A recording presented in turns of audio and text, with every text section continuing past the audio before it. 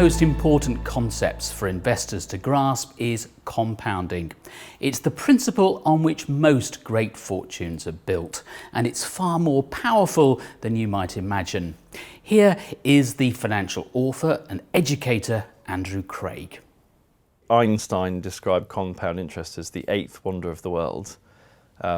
One of those things where you can find that quote a lot online, but then you can also find people saying that he never said that. But whether he said it or not, I think I'll take it and think it's because it is as important as that, in my view, and it's one of life's great.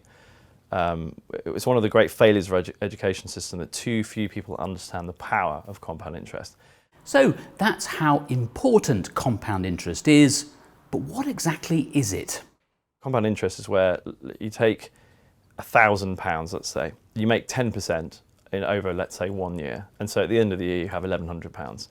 If you do that again, the following year, you make £110 of return. So you've got £1,210. And crucially, that £10, so that is the return on your return.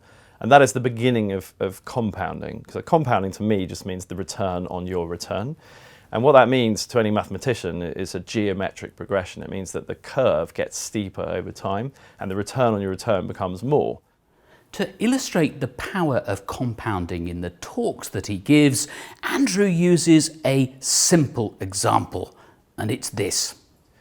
If on the day a child is born, a wealthy relative or parent or whatever puts £5,000 into some sort of investment, and that investment, and we can potentially get into how this might be possible, but that investment, just for the sake of mathematical simplicity and illustrating a point, returns 10% per annum. On the first day that child can legally retire, on their 55th birthday, they'll have £945,000 in their account. And so I always say, how can we possibly have a pensions crisis? Or sort of, how can people struggle financially if a one-off investment of £5,000 can imply that somebody's got nearly £1 million by the time they retire? So harness the power of compounding. If you haven't started investing yet, don't put it off any longer. And if you want to give a child a financial head start, just invest some money for them. Simply leaving it invested will produce extraordinary long-term results.